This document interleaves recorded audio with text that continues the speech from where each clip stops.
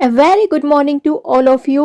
8 मार्च 2024 आज 4 बजे हुई थी मेरी सुबह और अभी टाइम हो चुका है 4:15।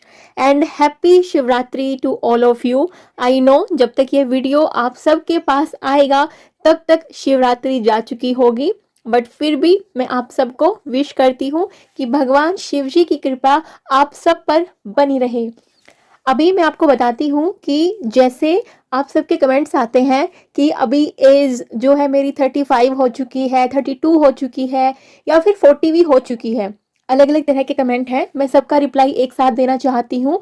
ओके, फिर आप पूछते हैं कि एक दो बच्चे भी हैं, किसी के पास 2 बच्चे हैं, किसी के पास 1 बच्चा है, साथ में सास ससुर की जिम्मेदारियां भी हैं, घर के काम भी हैं, तो क्या हम किसी गवर्नमेंट एग्जाम को क्लियर करने के बारे में सोच सकते हैं या कोई गवर्नमेंट एग्जाम दे सकते हैं? जी हाँ, एग्जाम तो आप बहुत सारे दे सकते हैं। अगर मैं करूँ स्टेट पीसीएस की बात करूँ, जो स्टेट सिविल सर्विसेज एग्जाम होते हैं, तो वो तो आप आई थिंक जनरल कैटेगरी में 42 ईयर्स की एज तक दे सकते हैं, अगर मैं इस बात में रोंग ना हो तो। जहाँ तक मेरा आइडिया है, जहाँ तक मुझे पता है, आप बिल्कुल एग्जाम दे सकते हैं।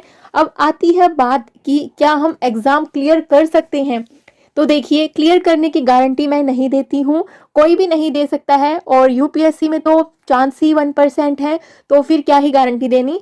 और आप किसी और एग्जाम की भी तैयारी कर रहे हो तो गारंटी किसी भी चीज़ की नहीं है। गारंटी सिर्फ हम खुद को दे सकते हैं कि हाँ, हम मेहनत करेंगे, हम खुद को ये गारंटी दे सकते हैं सिर्फ, और कोई गारंटी नहीं है। गारंटी नहीं है, फिर भी मैं बोलूँगी कि आपको इस एग्ज़ाम की तैयारी करनी चाहिए। क्यों? क्योंकि देखिए, एग्ज़ाम क्लियर करने का चांस क्या है, तो 1% है यूपीएससी के मामले में। इनफैक्ट मैं बोलूँ तो 1% से भी कम है चांस, ठीक है। लेकिन ऐसे में बात करूँ कि अगर एग्जाम क्लियर करने के चांस नहीं है या फिर ना के बराबर है या कम है, और आपको पता नहीं है कि होगा या नहीं होगा, और आप एग्जाम की तैयारी ही ना करो, तो ये बहुत गलत बात है। क्योंकि आप मुझे एक बात बताइए, आपकी जो जीवन है, आपका जो आप जी रहे हैं, उसकी कितनी गारंटी है? उसकी कितनी गारंटी है कि हम कल सुबह देख पाएंगे, नहीं देख पाएंगे, या फिर हम आने वाले कितने साल, महीने, कितने दिन जी पाएंगे? लेकिन फिर भी हम जी रहे हैं ना, हमने जीने की आस तो नहीं छोड़ी ना। हमें ये पता है कि हाँ, रियलिटी क्या है, कि कभी भी मौत आ जानी है ना। मैं बिल्कुल स्ट्रेट फॉरवर्ड बातें करती हूँ, तो फिर आप जी क्यों रहे हो, है ना? जीना क्या परमानेंट है क्या? ये इस बात की गारंटी है कि आप परमानेंट यहाँ पे हो? कोई जीवन की कोई गारंटी नहीं है। लेकिन आप ऐसे तो नहीं है ना कि यार बैठे ही रहते हैं ना, कुछ भी काम नहीं करते हैं ना, अभी एक दिन जाना तो है ही सब कुछ छोड़ के, क्या करना कमा के। लेकिन फिर भी हम कमा रहे हैं, हम काम कर रहे हैं हर रोज अपने बच्चों के लिए, अपने घर के लिए, अपनों के लिए। हमने वो काम तो नहीं छोड़े कि हमें पता है कि जो हम ये रोजमर्रा के काम करते हैं, तो एक न एक दिन ये सब यहीं पे रह जाने हैं, हमें कुछ भी नहीं मिलना। तो फिर हम जिंदगी तो नहीं छोड़ते, हम जी रहे हैं। इसी तरीके से अगर आपको जीना है तो आप एक तो बिल्कुल क्वालिटी लाइफ जिए। वो क्वालिटी लाइफ जीने के लिए आपको खुद के लिए स्टेप लेने ही होंगे। और जो आप ये सोच रहे हो ना, असमंजस में हो कि तैयारी करें कि नहीं करें, ऑफ कोर्स मैं बोलूंगी, जब से सोचा है, जब से ठाना है, उसी दिन से, उसी समय से, उसी क्षण से आप तैयारी करना शुरू कर सकते हैं। अभी ये अगर हम कोई ये बोलना चाहे कि नहीं भैया, हम तो अपने बच्चों के लिए जीते हैं और हमें ऐसे ही जीना पसंद है, तो ठीक है, तो सारा जीवन आप इस विचार में निकाल दोगे, कोई बात नहीं है। लेकिन फिर जब आप बूढ़े हो जाओगे, बड़े हो जाओगे, तब भैया अपने बच्चों को परेशान मत करना, उनको बख्श देना। मैं ऐसा क्यों बोल रही हूँ? क्योंकि जो भी हम अपनी जिंदगी सिर्फ और सिर्फ बच्चों के लिए जो जीते हैं, जो ये बोलते हैं कि हम तो सिर्फ बच्चों के लिए जी रहे हैं, सिर्फ बच्चों के लिए ये कर रहे हैं, सिर्फ बच्चों के लिए घर पे बैठे हैं, तो वही लोग बुढ़ापे में जाके जाके सबसे ज्यादा दुखी होते हैं। क्योंकि पता है, बच्चे 20 साल की उम्र तक आपके साथ हैं, या 25 मैक्सिमम। उसके बाद उनकी कहीं पे जॉब लगनी है, उनकी शादी होनी है, उनका परिवार होना है, और जब वो अपनी जिंदगी अपने तरीके से जिएंगे ना, तब आपको बहुत दुख होने वाला है।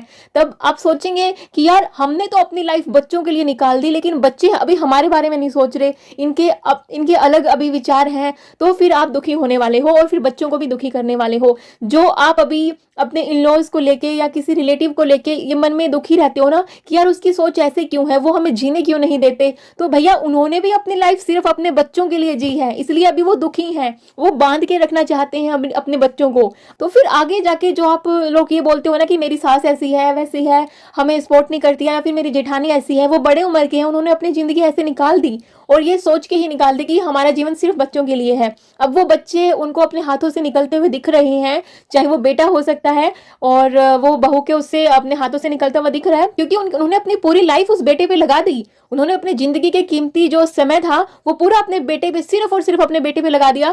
तो अब वो कैसे उनको ऐसे छोड़ सकते हैं ना। तो इसलिए उन्होंने पकड़ के रखा है, उसकी भी गलती नहीं है। लेकिन उनके विचारों की वजह से जो आप लोग जूझ रहे हो, तो आप लोगों की भी गलती नहीं है। लेकिन गलती यहाँ पे ये है कि अभी तो आप लोग जूझ रहे हो, अभी आप वो गलतियां कर रहे हो सेम, और सिर्फ ये सोचिए कि हम अपने बच्चों के लिए और सिर्फ अपनी फैमिली के लिए जिएंगे, और फिर बाद में इस फैमिली से, बच्चों से आप की जो उम्मीदें हैं उन पे वो खरे नहीं उतरते हैं, तो फिर आपको बुरा लगता है। क्यों ना लाइफ ऐसे जी जाए कि ठीक है भैया, हमें फैमिली के लिए भी जीना है, हमें अपने बच्चों के लिए भी जीना है, लेकिन हमें खुद के लिए भी जीना है, ताकि हमें बुढ़ापे में जाके किसी और पे डिपेंडेंट ना होना पड़े। ना ही ऐसे विचार मन में आए कि यार मैंने तो अपनी लाइफ इन बच्चों के लिए निकाल दी, या इस फैमिली के लिए निकाल दी, हस्बैंड के लिए निकाल दिया, वाइफ के लिए निकाल दी, और मेरी लाइफ में अभी कुछ भी नहीं है, और मैं अभी दूसरों से उम्मीद कर रहा हूं कि ये मुझे खुश रखें। नहीं, आप खुद को अभी भी खुश रखिए, और आगे आने वाले टाइम में भी खुद को खुश रखिएगा। जब तक आप खुद को खुश नहीं रखेंगे, खुद के सपने पूरे नहीं करेंगे, तो फिर आप दूसरों को खुश नहीं रख सकते। वो ऊपर ऊपर का दिखावा है, वो सिर्फ बस हम जिंदगी काट रहे हैं, जिंदगी जी नहीं रहे हैं। जिंदगी असल में जी जाती है खुद के लिए भी और दूसरों के लिए भी। जो ये कहावतें हैं ना कि सिर्फ दूसरों के लिए जीवन है, तो उसके लिए तो बहुत त्याग समर्पण की जरूरत होती है। उतने महान हम लोग नहीं हैं। हम लोग दुखी होते हैं जब हम दूसरों के लिए जीते हैं। अभी दुखी नहीं है, अभी वो दुख दिख नहीं रहे, लेकिन बुढ़ापे में जाके वो दुख दिखेंगे, जब हमारी उम्मीदें अपने बच्चों से, अपनी फैमिली से बहुत ज्यादा हो जाएंगी। क्योंकि हमने खुद से उम्मीद कभी नहीं रखी, हमारी उम्मीद हमेशा दूसरों से ही रही। तो इसलिए मैं आप सबको बोलूंगी कि रिजल्ट की चिंता ना करें, अपने कर्म पे ध्यान दें। आगे आप सफल होंगे, असफल होंगे, कोई बात नहीं, आप अपनी मेहनत में कोई कमी ना आने दें। आपको अपना 100% देना है, हर रोज देना है, हर रोज को एक नए अच्छे दिन की तरह जीना है। फिर देखना लाइफ में कितना मजा है जीने में। फिर अगर आप और एज के हो जाएंगे, बूढ़े हो जाएंगे, तो जब आप अपने पास्ट वाले दिनों को याद करोगे ना, तो एक आपके मन में सेटिस्फेक्शन होगा कि मैंने लाइफ अपने लिए भी जी और अपनों के लिए भी जी। मैंने अपने लिए जो सपने मुझे पूरे करने थे, उसके लिए मैंने 100% अपना दिया, और उसके बाद नहीं हुआ तो कोई बात नहीं, आपको उतना रिग्रेट नहीं होगा। लेकिन अगर आप बिना अभी कुछ करे अपने ये साल गवा दोगे, और फिर जब 60-70 की उम्र में होगे और तब सोचोगे ना, तब आपको ये लगेगा कि यार मैं कर तो सकता था, काश मैंने ट्राई कर लिया होता। तो प्लीज आप इन बातों की तरफ ध्यान देना। एक एक दिन गुजर रहा है, एक एक पल गुजर रहा है, घड़ी कभी नहीं रुकती किसी के लिए, समय कभी नहीं रुकता किसी के लिए। इसलिए मैं फिर से आपको एक बात बोलना चाहूंगी कि बच्चों के लिए जीना, फैमिली के लिए जीना बहुत अच्छी बात है, लेकिन सिर्फ बच्चों के लिए जीना या फैमिली के लिए जीना, सिर्फ just think about it.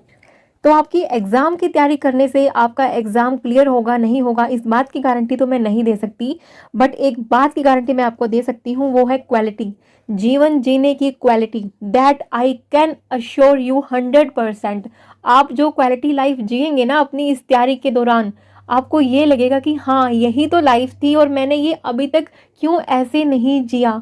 Seriously मैं आपको बता रही हूँ, एक बार आप खुद के लिए तैयारी करना शुरू तो करिए। आपका ना पास होने का या विफल होने का सारा डर निकल जाएगा मन से। आप भगवान पे और खुद पे विश्वास करके बस हमेशा ये सोचोगे कि मुझे अपना 100% देना है और अपनी ज़िंदगी को एक नई दिशा देनी है। कहाँ सुबह के 4 बजे थे और अभी रात के 8 बज चुके हैं, और कैसे दिन निकल रहा है ना पता ही नहीं लग रहा। खैर मैं अपने टारगेट आपको बता देती हूँ, जैसे कि आप हमेशा पूछती हो कि आपका पूरा दिन में कितना कंप्लीट हुआ, आप वो बताइएगा। पॉलिटी का मैंने टारगेट बनाया था कि मैं अपना 8th क्लास का पूरा NCERT कंप्लीट कर लूँगी, तो मैंने वो कर लिया है। 9th क्लास का भी थोड़ा सा किया है आज। ऑप्शनल मैंने 2 आवर्स का टारगेट बनाया था, जो कि मैं उतना नहीं कर पाई। और करंट अफेयर का मैंने जो एनवायरनमेंट में कर रही हूँ करंट अफेयर में, वो भी मैं थोड़ा सा कंप्लीट करने ही वाली हूँ, तो वो मैं करूँगी, रिवीजन भी करूँगी। लेकिन बेटा यहाँ पे बीच बीच में आ रहा है, उसके साथ मस्ती चल रही है, पूरा दिन बस यही है। और रात को तो मेन टाइम रहता है रिवीजन का, जिसमें मैं रिकॉल करती हूँ पूरा दिन मैंने क्या क्या किया है, कितना मुझे याद है, कितना मुझे नेक्स्ट डे रिवाइज करना है। तो इस तरीके से मुझे रिवीजन का बेस्ट मेथड लगता है रिकॉल करना, सब कुछ बुक्स वुक्स बंद करके। वैसे तो मुझे अभी भी लग रहा था कि मैं 11 o'clock तक स्टडी कर लूँगी, लेकिन फिर मुझे लगा कि यार बच्चे के साथ थोड़ा सा मस्ती भी ज़रूरी है, और उसके बाद सुबह फिर जल्दी उठ के पढ़ाई शुरू कर देंगे। आप हमेशा पूछते हैं मैं कितने घंटे सोती हूँ, तो मैं 5 घंटे सोती हूँ।